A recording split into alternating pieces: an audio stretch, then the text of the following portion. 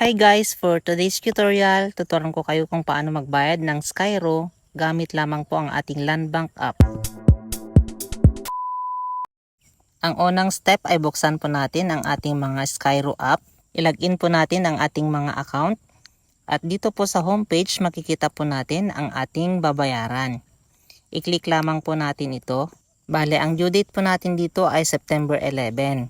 Aagahan na po natin ang magbayad para makita po ninyo. At dito po makikita po natin ang make a payment. I-click po natin ito. At ayan nga po makikita na po natin ang iba't ibang way sa pagbabayad po ng ating Skyro. At kapag QRPH po ang ating gagamitin ay 10 pesos lamang po ang kanyang processing fee. Pero kapag GCash po natin halimbawa ang ating gagamitin ay meron po siyang transaction fee na 25 pesos. At tignan naman po natin sa iba, halimbawa po itong BPI.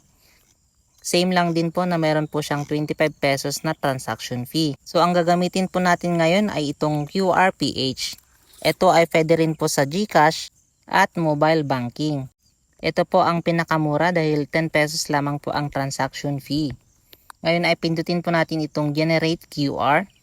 So once na generate na po ang QR, click lamang po natin itong download QR para ma-save po sa ating mga gallery. Once na save po, ay pwede na po tayo mag-exit dito. At ngayon ay i-open na po natin ang ating mga Landbank application. Ilagin lamang po natin ang ating account. At dito po sa taas makikita po natin ang QR sign. Click po natin itong import QR code from photos. At ngayon ay i-click lamang po ang QR code na na-download natin kanina. At ayan nga po, automatic na po siya na mag-generate. Ngayon ay i-click po natin itong select source account at i-click po natin ang ating account. And then i-double check lamang po, saka pindutin po natin itong pay now. Check lamang po na mabuti at once okay na, click po natin itong confirm. Isa sa kagandahan kapag Landbank po ang ating gagamitin ay wala po siyang service charge or transaction fee. At ngayon ay enter na po natin ang 6 digits na OTP na na-send po sa ating mga mobile number. Then click po natin itong next. At ganito na po ang makikita po ninyo sa inyong mga screen.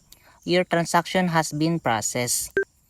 Double check lamang po and then click done or kuhanan na po ng screenshot ito. Then once okay na, ay bumalik po tayo sa ating mga Skyro app.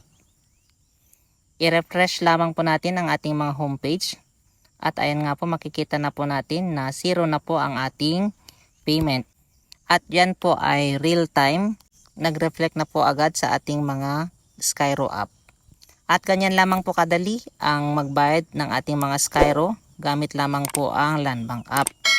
Kung may natutunan po kayo sa ating video ngayon, wag po ninyo kakalimutang pindutin ang subscribe button at bell all para lagi po kayong updated sa lahat ng ating mga bagong content.